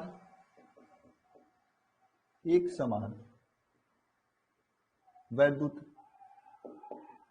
क्षेत्र में आवेश पर बल, एक समान वैद्युत क्षेत्र में रखिए आवेश पर बल, कौन सा बल लगेगा, किस दिशा में लगेगा? किसी का, सबका गलत है। देखो, एक समान माना वैद्युत क्षेत्र क्या है, वैद्युत क्षेत्र ही है तथा आवेश क्यों रखा गया है, माना एक समान वैद्युत क्षेत्र क्या है, ये है, वहां पर आवेश क्यों रखा क्या है, तो लगने वाला बल क्या होगा, लगने वाला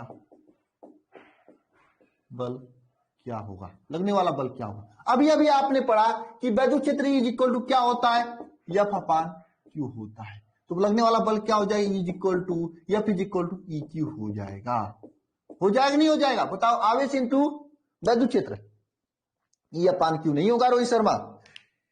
माना वैद्युत क्षेत्र ही है और आवेश क्यू है तो लगने वाला बल क्या होगा बताओ। अभी अभी आपने पढ़ा था, क्या पढ़ा था अभी अभी आपने, वैद्युत क्षेत्र is equal to f upon q पढ़ा था, तो यहां से एफ इज इक्वल टू क्या हो जाएगा, ई इंटू क्यू हो जाएगा। तो वही तो एफ इज इक्वल टू क्या हो गया, ई इंटू क्यू हो गया। हाँ, ई इंटू क्यू हो गया। बोलो, पढ़ा था कि नहीं पढ़ा था? हो जाएगा नहीं हो जाएगा बताओ।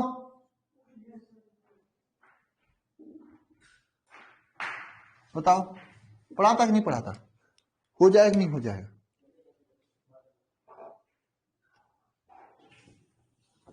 बताओ।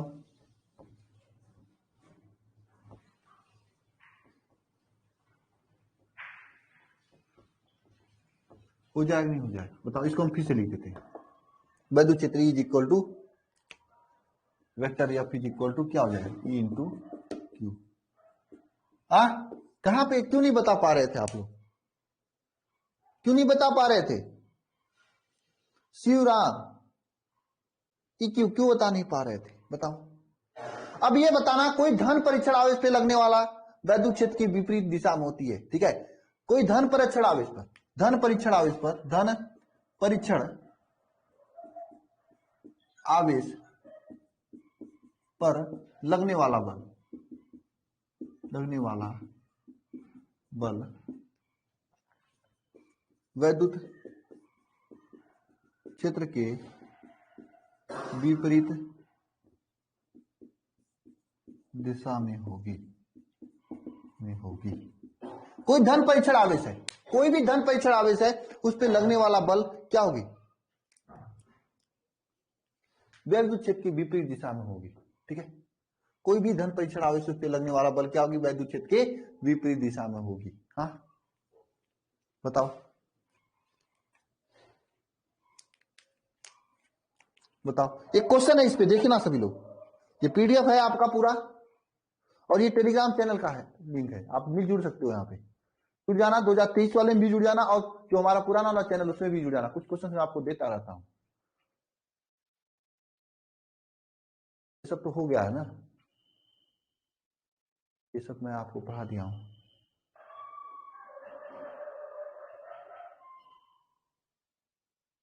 ये ऑब्जेक्टिव में कोई क्वेश्चन था शायद।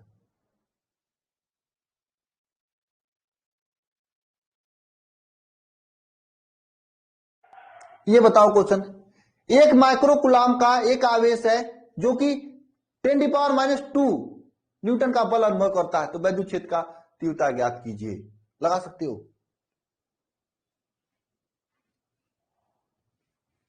लगा सकते हो क्वेश्चन को, कर सकते हो क्वेश्चन को।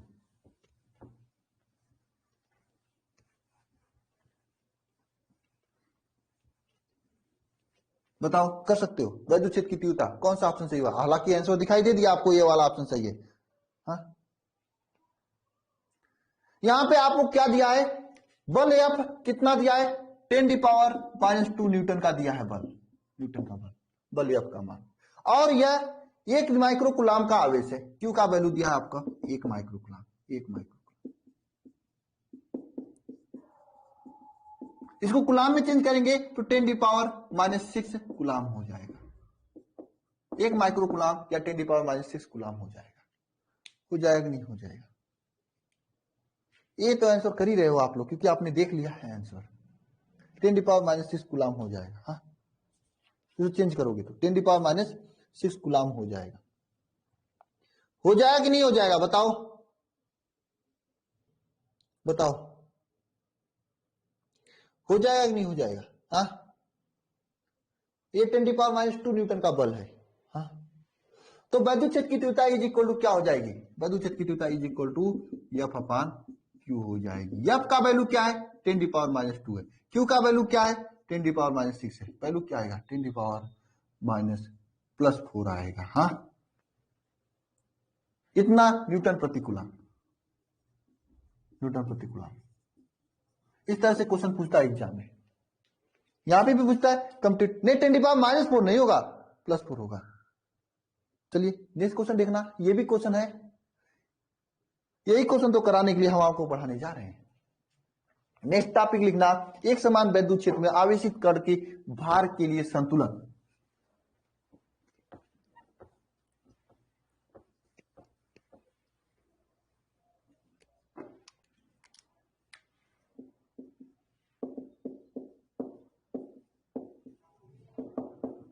क्षेत्र में आवेशित कण के भार के लिए संतुलन। भार के लिए संतुलन क्या होता है? एक समान वैद्युत क्षेत्र में आवेशित कण के भार के लिए संतुलन। भार के लिए संतुलन में क्या होता है? आवेशित कण के भार के लिए संतुलन बताओ। आवेशित कण के भार के लिए संतुलन बताओ। देखिए, कोई यह आवेश प्लस क्यू है, ठीक है, ऊपर की ओर वैद्युत क्षेत्र कार्य कर रहा है। इस आवेश प्लस क्यू को अगर हम यहाँ पे वैद्युत क्षेत्र में टांग दें, टांगने का मतलब कब टांगे? जो ऊपर और नीचे वाला बल दोनों बराबर होगा। अगर इस मार्ग को अगर हमें टांगना है तो ऊपर नीचे, नीचे से पृथ्वी खींच रही है, ऊपर वाला बल नीचे वाला बल दोनों बराबर होती है, आवेश स्वतंत्र पूर्वक से रुक जाएगी, ये मार्ग रुक जाएगा, नहीं तो नीचे ही चला जाएगा। नीचे वाला जाता नीचे चला जाएगा, ऊपर वाला जाता ऊपर चला जाएगा। बात समझ में आ रही है? जैसे मार्कर को हमने ऐसे रुका, क्यों रुका? क्योंकि जितना बल से ये नीचे खींचा जा रहा है उतने ही बल से मैं लिखा हूं, और ऊपर वाले बढ़ाऊंगा तो ऊपर चला जाएगा। तो यानी ऊपर की ओर कार्य करने वाला वैद्युत क्षेत्र ई जो होता है, वैद्युत बल एफ जो होता है, और नीचे की ओर कार्य करने वाला गुरुत्वाकर्षण बल एफ, दोनों आपस में बराबर होंगे, तभी यह आवेश संतुलित होगा। बात समझ में आ रही कि नहीं आ रही है? आवेश तभी संतुलित होगा जब ऊपर की ओर नीचे की ओर दोनों बल बराबर होंगे। और ऊपर की ओर बल कौन कार्य करेगा? वैद्युत क्षेत्र E इंटू क्यू, वैद्युत क्षेत्र वाला बल कार्य करेगा। नीचे की ओर कौन बल करेगा? एम जी बल कार्य करेगा, बल एम जी कार्य करेगा। ऊपर की ओर बल ई क्यू कार्य करेगा, नीचे की ओर एम जी बल कार्य करेगा, तभी तो एक दूसरे के बराबर होंगे। हाँ? यानी यह आपका बल जो है ई क्यू बल एम जी के बराबर होगा। यहां से वैद्युत क्षेत्र ई का वैल्यू अगर आपसे पूछे, वैद्युत क्षेत्र इज इक्वल टू क्या होगा? एम जी अपान क्यू हो जाएगा। एम जी का मतलब इस आवेश का द्रव्यमान, जहां पे एम क्या है? आवेश का द्रव्यमान है, और जी क्या है? आवेश का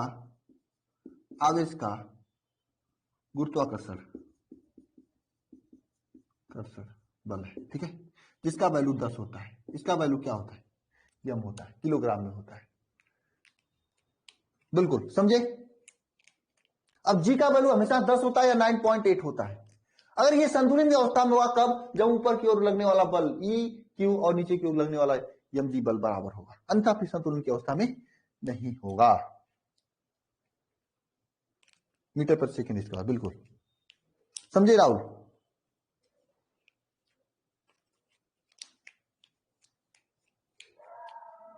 ठीक है, क्वेश्चन देखिए यहां पर, ये क्वेश्चन पढ़िए सभी लोग। क्या है क्वेश्चन? क्वेश्चन ये, प्रोटॉन अपने भार के बराबर वैद्युत बल वाले क्षेत्र में है, वैद्युत क्षेत्र की तीव्रता का मान ज्ञात कीजिए। यदि प्रोटॉन का द्रव्यमान दिया हुआ है, प्रोटॉन पर आवेश दिया हुआ है और जी का मान दिया हुआ है। बताओ कर लोगे यह क्वेश्चन? ऐसे क्वेश्चन कर लोगे आप सभी लोग? बताओ कि करा दूं मैं? इसी फार्मूले में बस वैल्यू रखना है। बताओ कर लोगे कि करा दें?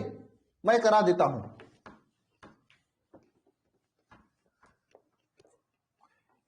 उसी फार्मूले में बस वैल्यू रखना है।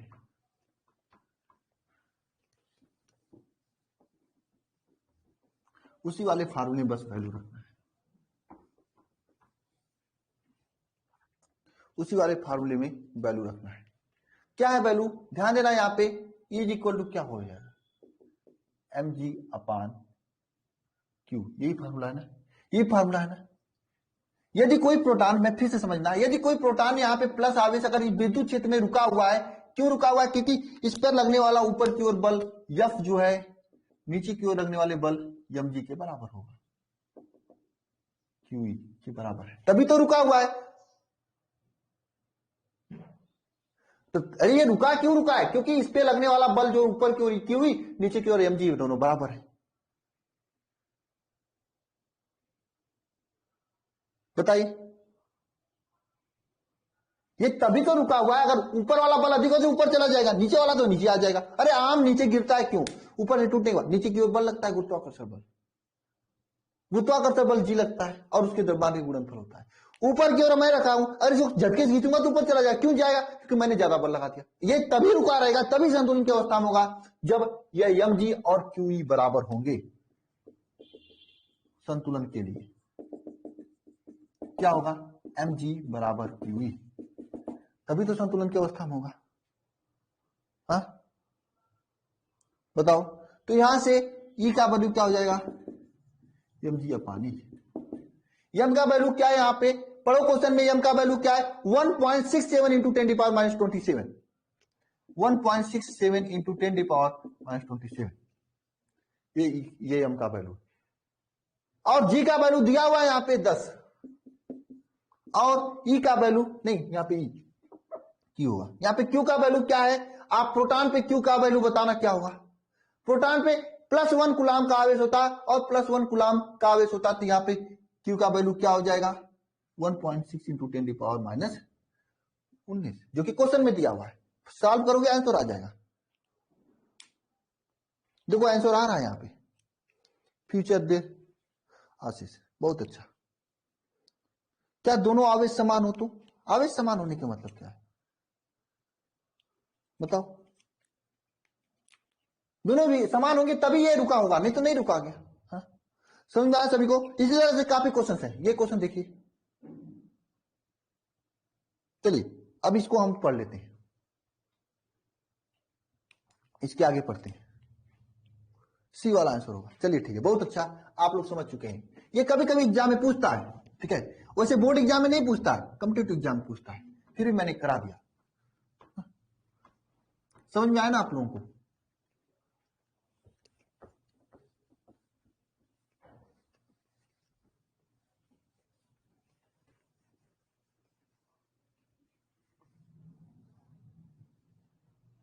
समझ में आया ना आप लोगों को?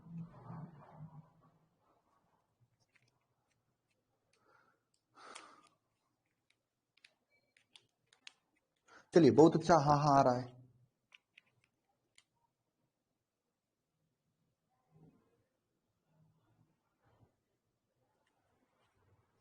आ गया, चलिए ठीक है। अब यहां पे एडिंग करना, क्या? किसी बिंदु आवेश कारण वैद्युत क्षेत्र, किसी बिंदु आवेश कारण वैद्युत क्षेत्र,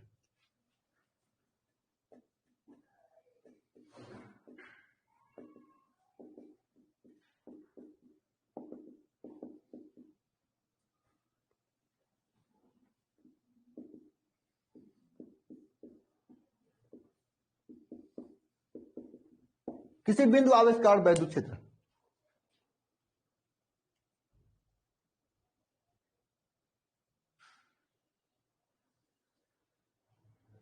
किसी बिंदु आवेश का वैद्युत क्षेत्र। तो ये कोई बिंदु आवेश यहां पे प्लस क्यू नॉट है, ये कोई बिंदु आवेश है। इस बिंदु आवेश का वैद्युत क्षेत्र क्या होगा? इस बिंदु आवेश से r दूरी पे कोई आवेश q स्थित है, इस q आवेश में वैद्युत क्षेत्र क्या होगा बताओ जरा। ये कोई बिंदु आवेश q नॉट है, इससे r दूरी पे कोई आवेश q स्थित है, तो यहां पे वैद्युत क्षेत्र का मान क्या होगा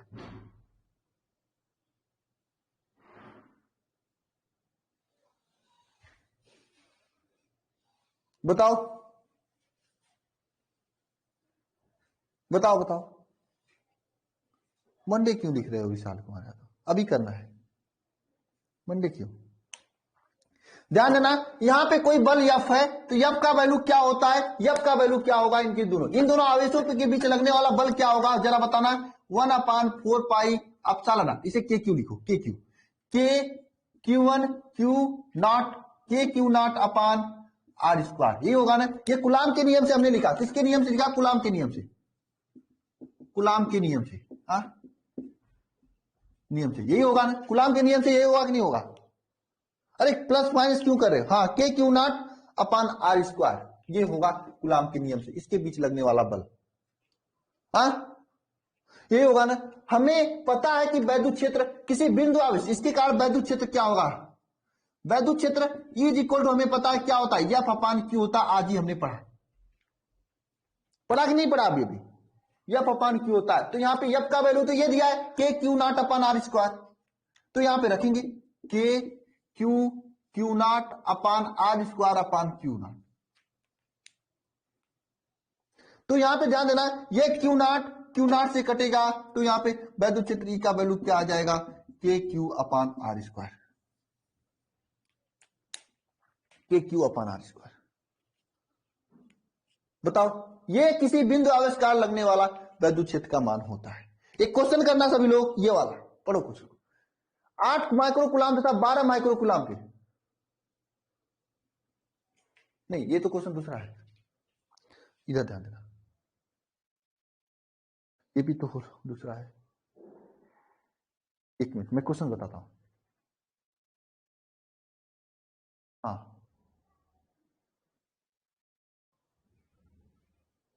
ये क्वेश्चन करना, ये क्वेश्चन करना सभी लोग, ये क्वेश्चन करना, ये क्वेश्चन करना, क्वेश्चन करना ये।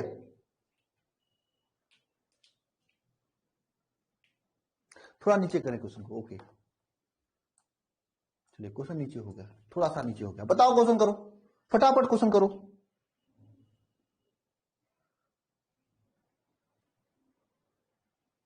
बताओ क्वेश्चन,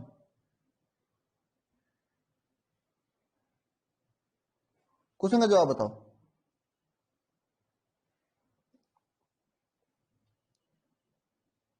किसी को आ रहा है? दिख नहीं रहा है, इसको बड़ा कर देते हैं,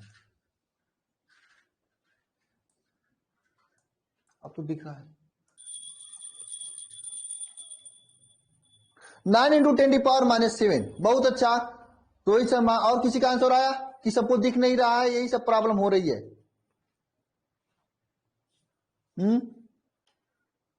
किसी का और आंसर आया कि सभी को दिख ही नहीं रहा है? इनको दिख रहा गया और किसी को नहीं दिखा, बस बदमाशी करते हो गलत बता रहे हो रोहित आप भी।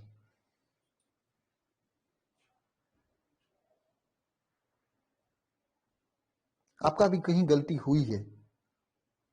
अब मैं बताने जा रहा हूं, करना ध्यान से। देखो यहां पे क्या है, एक बिंदु आवेश है जिसका वैल्यू क्या है? क्यू का वैल्यू, बिंदु आवेश है जिसका क्यू का वैल्यू दिया है आपका। पहले देखो कोई भी क्वेश्चन हो उसमें जो भी चीजें दी है उसको हम लोग लिखना चाहिए। क्या दिया है? एक बिंदु आवेश क्यू है जिसका वैल्यू 5 इंटू 10⁻8 कूलाम दिया हुआ है, 8 कूलाम दिया हुआ है, इतना बिंदु आवेश।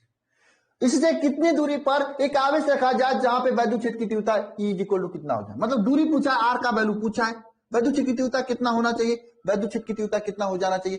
450 वोल्ट मीटर हो जाना चाहिए। 450 वोल्ट मीटर हो जाना चाहिए। मीटर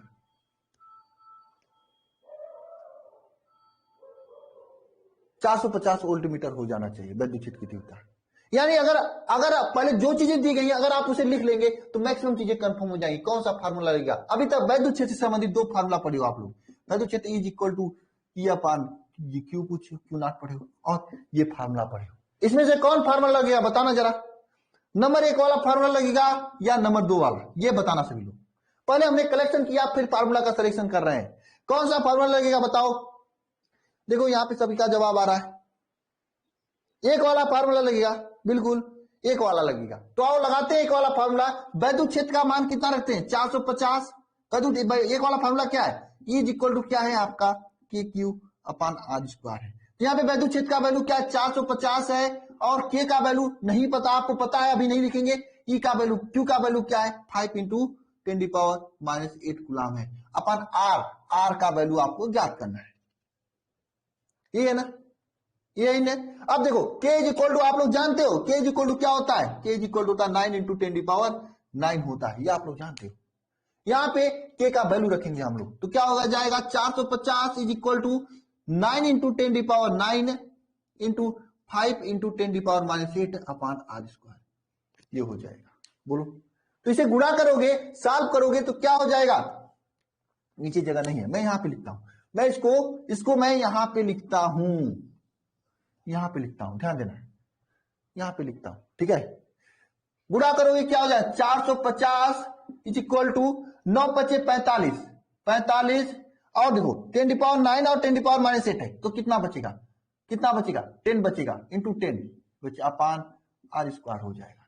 तो देखो ये 445 ये 445 कट जाएगा, r square is equal to 1 हो जाएगा, आर इज इक्वल टू 1 यानी 1 मीटर की दूरी पे हम लोग रखेंगे। बताओ गलती कहां से हुई थी विशाल जी? अरे क्या नाम इनका? रोहित जी, बताओ गलती कहां हुई थी आपसे? 1 मीटर की दूरी है, बताओ गलती कहां पे हुई थी? गलती हुई कहां पे थी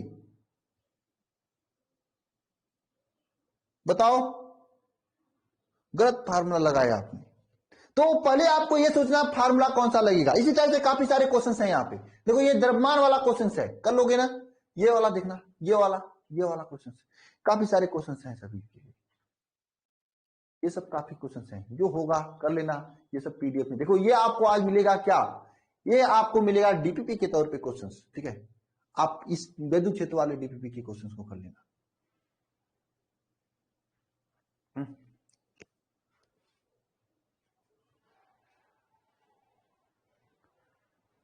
चलिए हो जाएगा धीरे धीरे, वो होने लगेगा। कोई भी प्रॉब्लम है वो अपने आप होने लगेगा, टेंशन नहीं लेना है, बस पढ़ते रहना है। प्रैक्टिस करोगे हो जाएगा ना। कंफर्म नहीं कर पाते हो, कन्वर्ट नहीं कर पाते हो, ठीक है, हो जाएगा।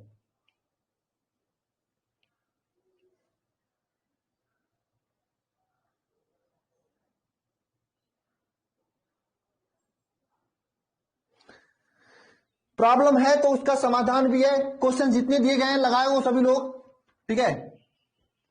जितने भी क्वेश्चन दिए गए हैं सब लगाओ, हो जाएगा, ठीक है। अब एक चीज और है, लास्ट चीज आपको मैं बताने जा रहा हूं वैद्युत क्षेत्र से संबंधित, जो आपको पढ़ना चाहिए, जो आपको तैयार होना चाहिए। हालांकि अभी एक टॉपिक और है इसमें, उसको बताऊंगा आपको, लेकिन वह क्या है? किसी एक समान वैद्युत क्षेत्र में आवेशित कण की गति। लिखना सभी लोग, एक समान वैद्युत क्षेत्र में आवेशित कण की गति। एक समान वैद्युत क्षेत्र में आवेशित कण की गति क्या होती है बताओ? अगर कोई एक समान वैद्युत क्षेत्र है, इस तरह से एक समान वैद्युत क्षेत्र यह है, अगर कोई आवेश क्यों अगर इसमें गति करता है, अब प्रेस करता है, एंटर करता है, वो भी समांतर गति करता है। नंबर 1 क्या है? समांतर, वैद्युत क्षेत्र के समांतर प्रवेश करता है। ये क्या? वैद्युत क्षेत्र के समांतर प्रवेश करता है। वैद्युत क्षेत्र के समांतर प्रवेश करता है। ये क्यों आवेश जो है इसमें वैद्युत क्षेत्र के समांतर प्रवेश करता है, तो क्या होगा? क्या होगा, इसकी जो गति होगी यह रिजु रेखीय गति होगी, रिजु रेखीय गति होगी। अगर ये समांतर गति करता है, समांतर प्रवेश करता है, तो इसकी गति क्या होगी, रिजु रेखीय गति होगी। समझे? अगर ये समांतर गति, ये ऑब्जेक्टिव के रूप में पूछता है कि समांतर गति विद्युत क्षेत्र में रिजु रेखीय प्रवेश करता है तो इसकी गति समांतर प्रवेश करता है तो इसकी गति क्या होगी, तो रिजु रेखीय गति होगी। ये ऑब्जेक्टिव के रूप में क्वेश्चन पूछता है। ठीक है। अगर सेकेंड आता है, दूसरा सेकेंड आता है, अगर लंबवत प्रवेश करे, वैद्युत क्षेत्र में लंबवत प्रवेश करे, वैद्युत क्षेत्र में क्या में लंबवत प्रवेश करता है, तो अगर लंबवत प्रवेश करता है तो इसकी गति क्या होगी, परवलयाकार होगी, परवलय आकार की होगी, परवलयाकार होगी। बात समझना। अगर समांतर प्रवेश करता है तो इसकी गति क्या, रिजु रेखीय गति होगी, रिजु रेखीय गति होगी। अगर लंबवत प्रवेश करता है तो इसकी गति क्या होगी, परवलयाकार होगी। दोनों पॉइंट याद रखना सभी लोग। समांतर गति करे तो रिजु रेखीय का मतलब रेखा में ऐसे सीधी रेखा। परवलयाकार का मतलब इस हिसाब से, देखो ये ऐसा होता है परवलयाकार, ये परवलयाकार है। परवलयाकार का मतलब ये, और रिजु रेखा का मतलब सीधी सीधी गति करेगा। अगर मान लीजिए कोई यहाँ पे प्रवेश गति करता है, मान लीजिए कोई लंबवत प्रवेश करता है, इस तरह से लंबवत कोई आता है इस वैद्युत क्षेत्र की, तो यहाँ पे ऐसे गति करते हुए निकलेगा। और कोई समांतर आता है वैद्युत क्षेत्र के समांतर, तो ऐसे गति करके निकलेगा। बात समझ में आई कि नहीं सभी को? बताओ सभी लोग,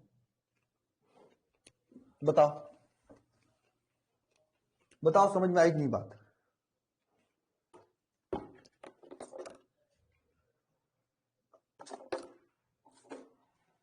बात समझ में आई कि नहीं, बताओ। नहीं आई? चलो मैं फिर से बताता हूं। मेरे कहने का मतलब है कोई समांतर गति करता है, समांतर का मतलब रेखा में गति करता है।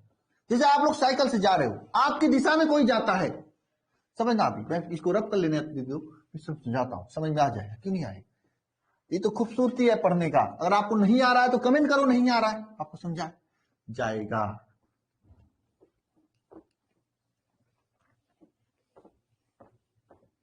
देखो, अगर आप साइकिल से जा रहे हो, विपरीत गति होती ही नहीं है। ठीक है, बात समझो। आप अगर समांतर जा रहे हो, ऐसे साइकिल से, ये आप साइकिल से जा रहे हो और हम भी आपके सीधे सीधे साइकिल से, मैं मान लीजिए साइकिल से जा रहा हूं, ये मैं हूं, और आप भी साथ में चलने लगे, तो दोनों लोग सेम दिशा में जा रहे हो, समांतर गति कर रहे हो, एक दूसरे के सेम दिशा में गति कर रहे हो। अब गति आप चाहे ऐसे करो हमारे विपरीत में, चाहे ऐसे करो, बस केवल और केवल समांतर गति करना है आपको। तो आपकी जो पथ होगी यह रिजु रेखीय होगी या रेखीय होगी, मतलब एकदम सीधी गति होगी। नंबर एक, अगर मान लीजिए हम ऐसे जा रहे हैं और आप क्या है, ऐसे आए, और वैद्युत क्षेत्र की दिशा ये, आप लंबवत आए हैं, तो गति क्या होगी, परवलयाकार होगी। अब समझे कि नहीं समझे, बताओ। अब किसी को दिक्कत है? नहीं समझे? बताओ।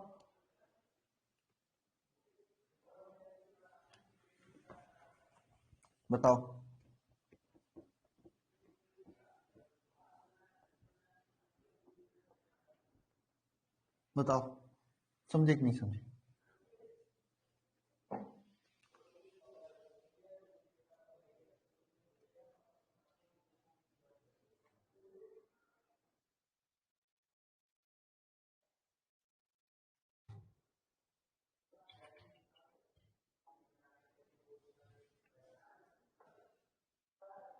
समझ गए सभी लोग?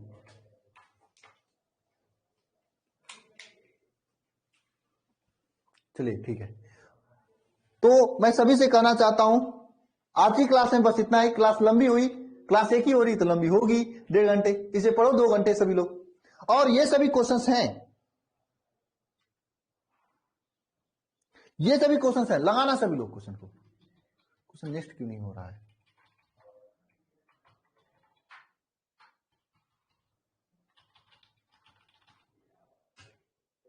हैंग कर गया कंप्यूटर।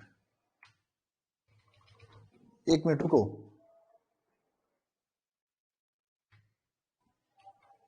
ये क्वेश्चंस हैं,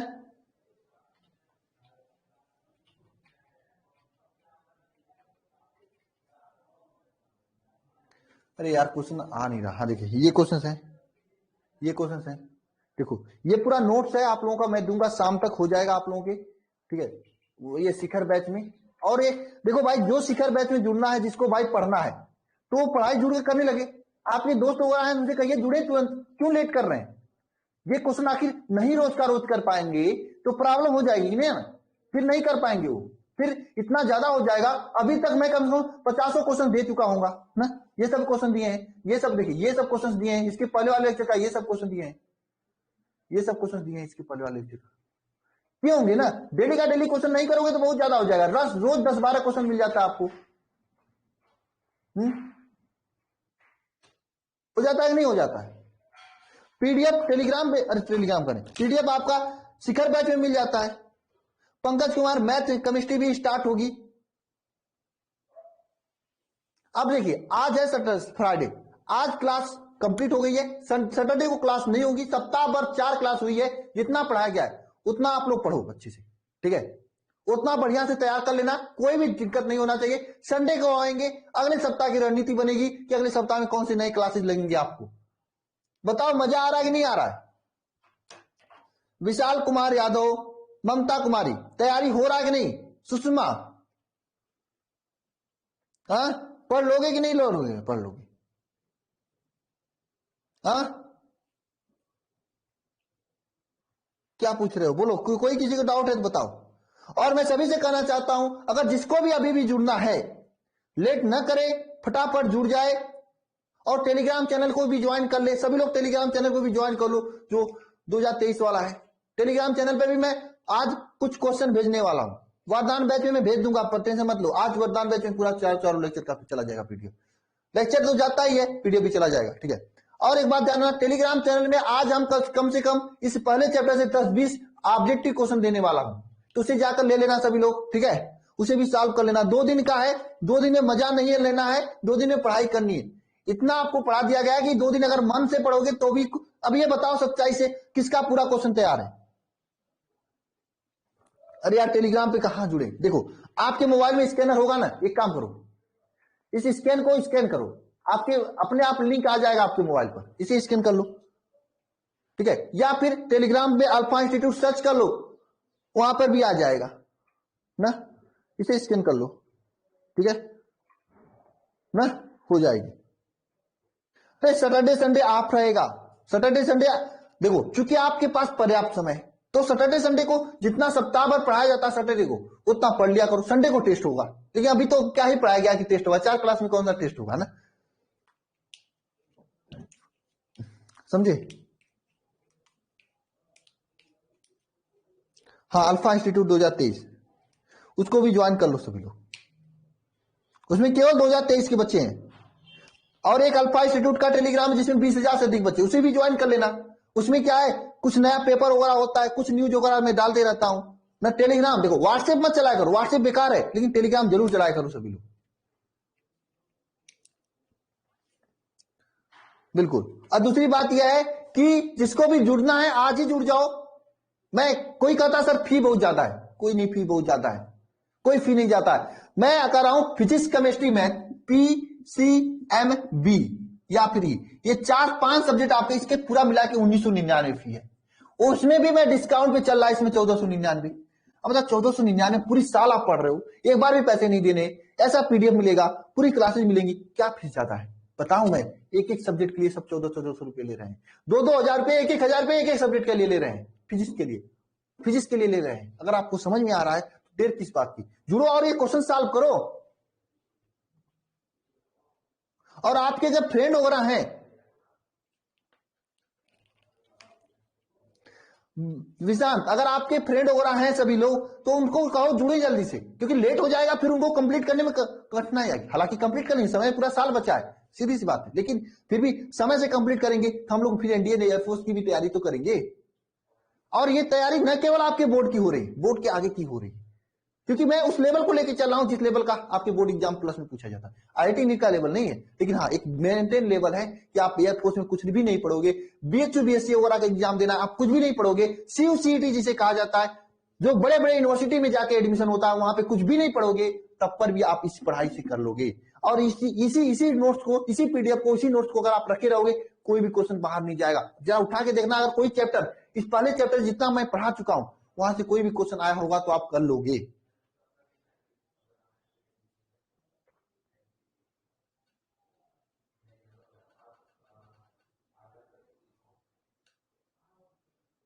सभी सब्जेक्ट चालू होंगे, क्यों नहीं? अगले सप्ताह से केमिस्ट्री चालू होगा, अगले सप्ताह से केमिस्ट्री चालू होगा, बस अगले सप्ताह से। फिर उसके अगले सप्ताह, मैंने तो आप रणनीति में बताया था ना कि एक ही साथ आप बताओ 1.5 घंटे 2.5 घंटे पढ़ाई हो जा रही है, 1 घंटे 30 मिनट 40 मिनट, एक ही साथ आप 4-4 सब्जेक्ट पढ़ने लगोगे तो 5-5 6-6 घंटे, और सबका होमवर्क करना होगा तो आप बाहर हो जाएगा। अब आप 2 घंटे पढ़ने लगे, फिर एक क्लास और लगेगी, फिर 2.5 घंटे पढ़ने लगोगे, हाँ फिर एक क्लास और, फिर और पढ़ने लगोगे नहीं, हाँ हाँ दोनों साथ में चलेगा। फिर उसके बाद उसके अगले सप्ताह से मैथ या बायो चलेगा, उसके अगले सप्ताह से इंग्लिश चलेगा। मैंने बताया था आपको, देखो मैंने आपको ई पावर एस का ग्राफ भी बताया था, कैसे आपको मेहनत करना है, ऐसे मेहनत करना है इस हिसाब से।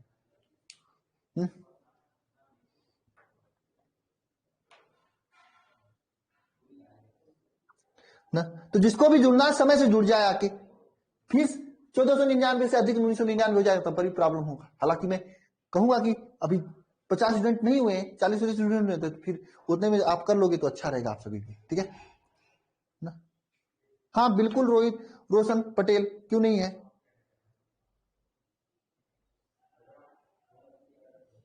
पहचाने सचिन, क्लास में आते नहीं हो, कल भाग गए थे आप।